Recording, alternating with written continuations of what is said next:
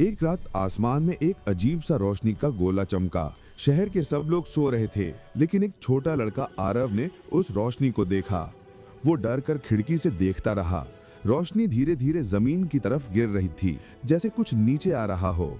अगले ही पल एक जोर का धमाका हुआ और जंगल के पास मिट्टी से धुआं उठने लगा। आरव डरते डरते वहां पहुंच गया। जैसे ही उसने घास के बीच झांक कर देखा, उसके होश उड़ गए। वहां एक छोटा सा एलियन पड़ा था। बड़ा सा सर, प्यारी सी आंखें और हल्की सी रोशनी उसके शरीर से निकल रही थी। एलियन ने आरव को देखा और हल्की सी मी मी जैसी आवाज निकाली।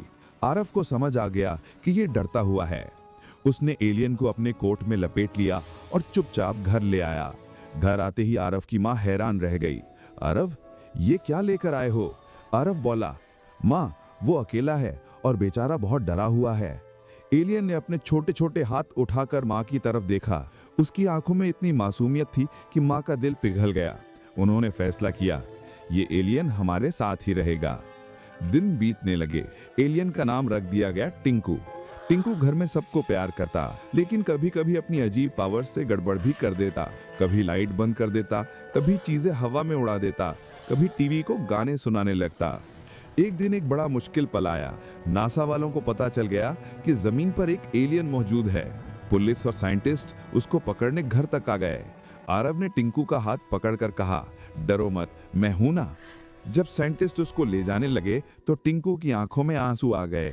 वो आरव को गले लगाकर चिपक गया। आरव जोर जोर से चिल्लाकर बोला, ये हमारा दोस्त है, इसने किसी को नुकसान नहीं दिया। तभी आसमान में एक और रोशनी चमकी।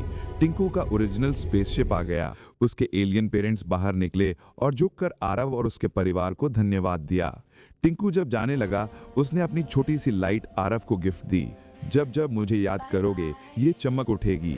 स्पेसशिप आसमान में ऊपर गया।